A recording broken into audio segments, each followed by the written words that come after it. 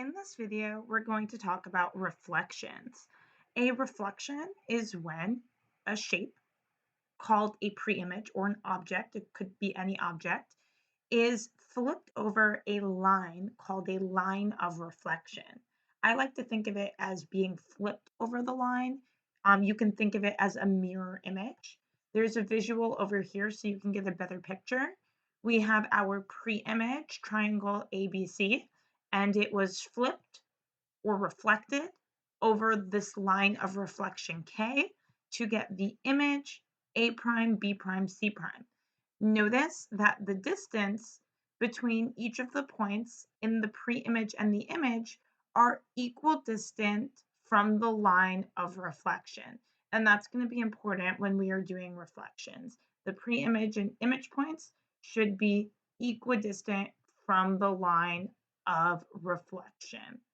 So, a couple of things about reflections. They are rigid motions.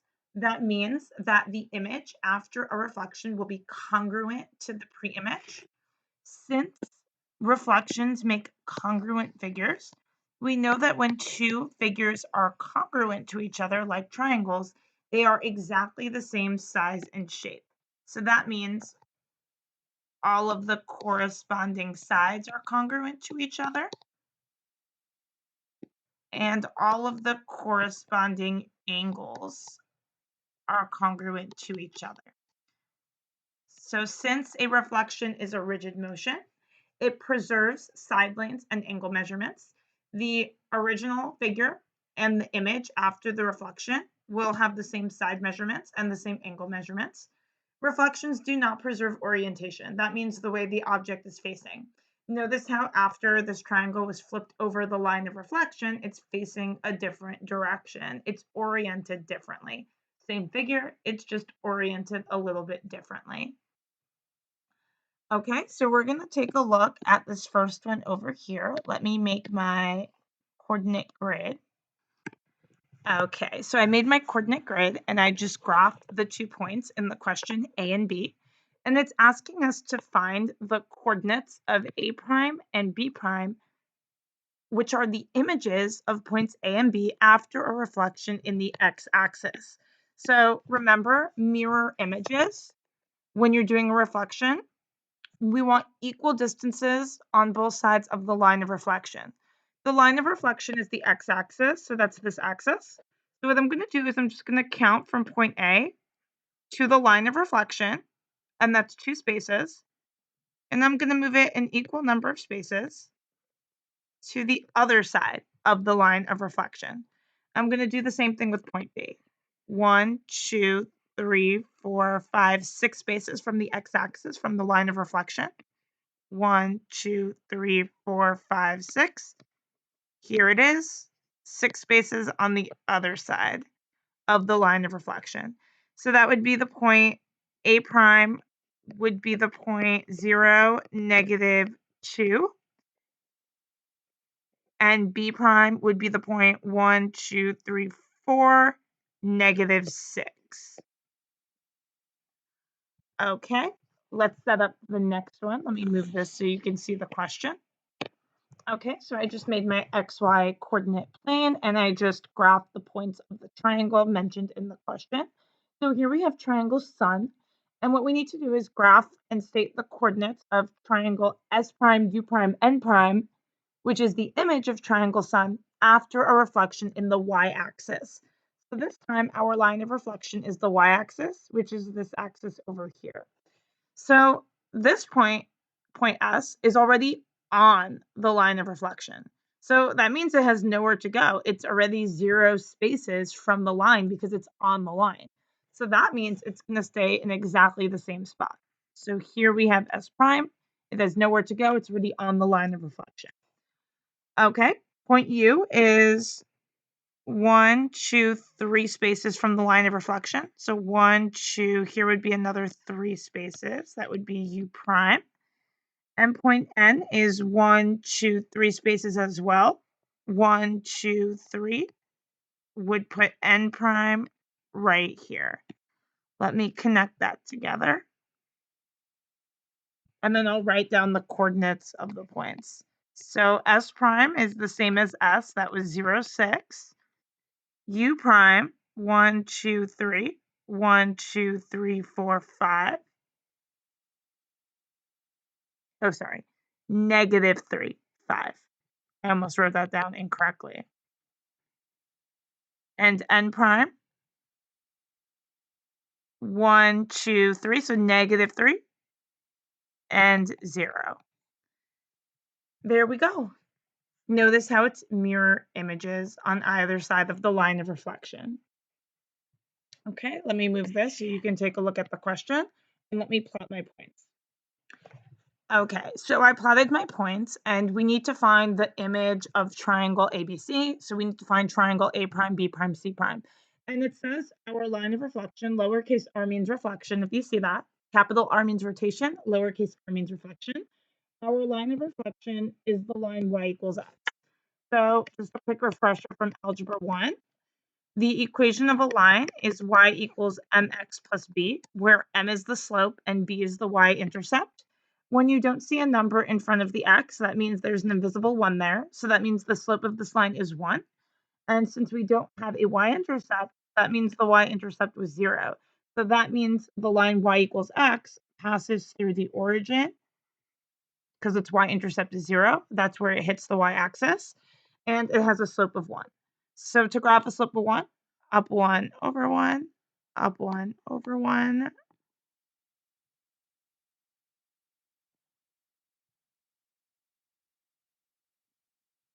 I just want to graph the other direction as well so you can see what this line looks like.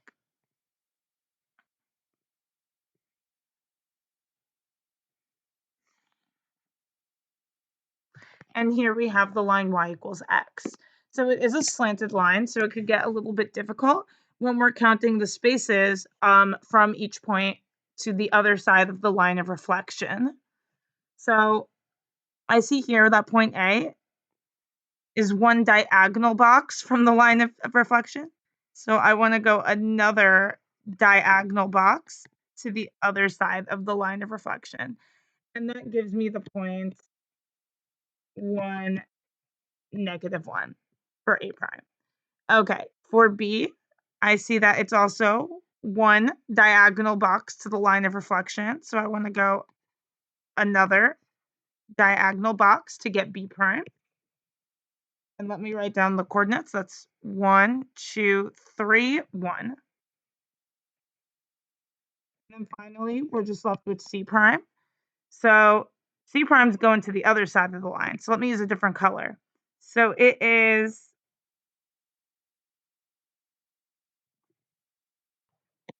okay. So it is like 1.5 diagonal boxes. So I'm gonna try my best to go another 1.5 diagonal boxes. And that brings me over here. And that is the point 1, 1, 2, 3, 4. So as you can see, it can get a little complicated counting diagonal boxes when you're reflecting over a line that isn't just like a straight vertical or horizontal line that isn't one of the axes, the X or Y axes. So we do have some rules to make your life easier when you're doing reflections like this. So I recommend that for reflection over the X and Y axis, you just do it graphically. It's easy enough and count the boxes from the line of reflection. But there is a rule for the x-axis, all you do is make the y-coordinate negative. For the y-axis, you make the x-coordinate negative.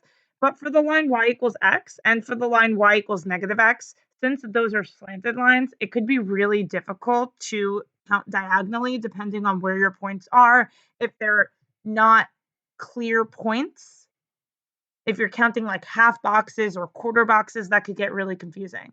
So for these two, I do recommend using the rules. For y equals x, it's super simple. You just switch the order of the coordinates.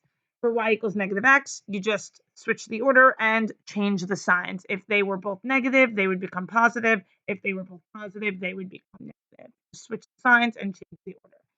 The origin is the point 0, 0. We don't really do point reflection, so I'm not going to talk about that one. That doesn't really come up. Okay, you can do these ones super quickly now that you have the rules, or you can use a piece of graph paper. That's up to you. Please pause the video. Let me just move this one so you can see it. Please pause the video and try them on your own, because if you don't pause the video, it's just going to show you the answers. So please pause the video and try them out. And here are the answers. The only two that were a little tricky is this one up here, because it asked what quadrant the point lies in. So the coordinate grid is divided up into 4 quadrants, quadrant 1, 2, 3, and 4, and they go in a counterclockwise direction. So the point would lie in quadrant 3. This one over here, a little refresher from Algebra 1. When you have a line that's x equals a number like x equals 3, x equals 5, x equals 24, whatever, that's a vertical line. So just like I graphed here, that's a vertical line going through the x coordinate of 3. If it was y equals 3, that would have been a horizontal line going through the y coordinate of 3. So x equals a number that's vertical, y equals a number that's horizontal. So since it was a vertical line, I want a horizontal line because that's what's going to be perpendicular to a vertical line. And the only horizontal line here was the x-axis. The y-axis is a vertical line. X equals 1, that's another vertical line. Y equals x, that's a slanted diagonal line. Moving forward, let's take a second and look at what this is asking. So we are reflecting triangle ABC over the line x equals 1. Let me graph the line x equals 1. So the line x equals 1 is our vertical line passing through the x coordinate of 1. Oops. Okay, so that's our line of reflection. So for each of the points, we're going to count the boxes to that line and move it in equal distance on the other side. Here we have one space. Let's move it another space. And one more to go. Let me use a different, well, let me use the same color. 1, 2, 3, 4. 1, 2, oops. My counting was confusing. 1, 2, 3, 4. 1, 2, 3, 4. There we go.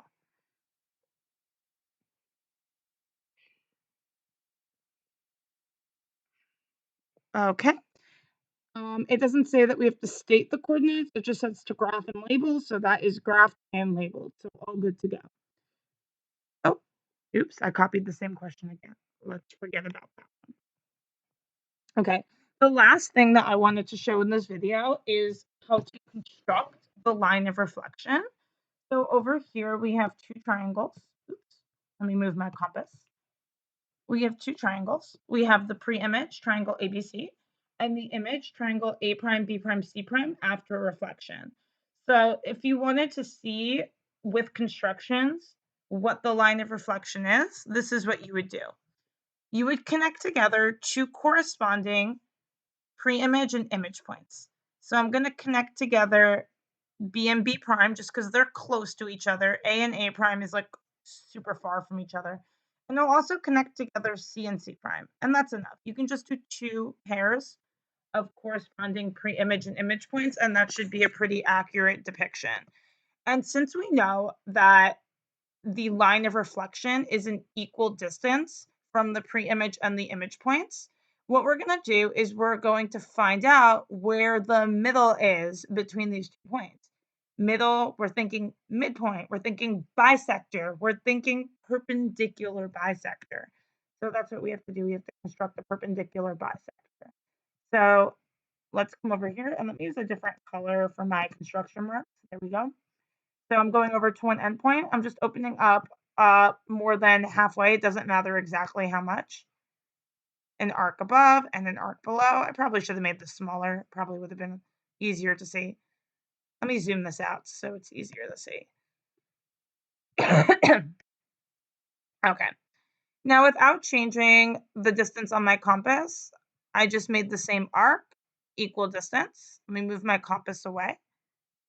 Right through those two intersection points is my bisector. And just to make sure that I'm super accurate, I should also do this for the other 2 points. It should be the same bisector because it's the same line of reflection that it was reflected over, but let's just see. Oops, I keep clicking on that. I want to click on the color. There we go, because I don't want my construction marks to be all confused here. Okay, so I'm going to go over to one of the endpoints on this segment, and I need to make that smaller. That's about 3/4. Doesn't matter exactly. It should just be about 3/4 of the way down. Using the same distance, other endpoint. There we go. And if I connect through the two endpoints, notice how it matches up exactly to the other one. So we found the line of reflection. The line of reflection is the line that we constructed. I just put some arrows on the end to let you know that it's a line. You might have also learned in class how to actually construct a reflection of a triangle over the line of reflection. I'm not going to go over that in this video, but there's some good YouTube tutorials on it if you did learn that in class and you wanted to review it. If you go onto YouTube and type in constructing a reflection, it should pop up and you should be able to find some good videos on that.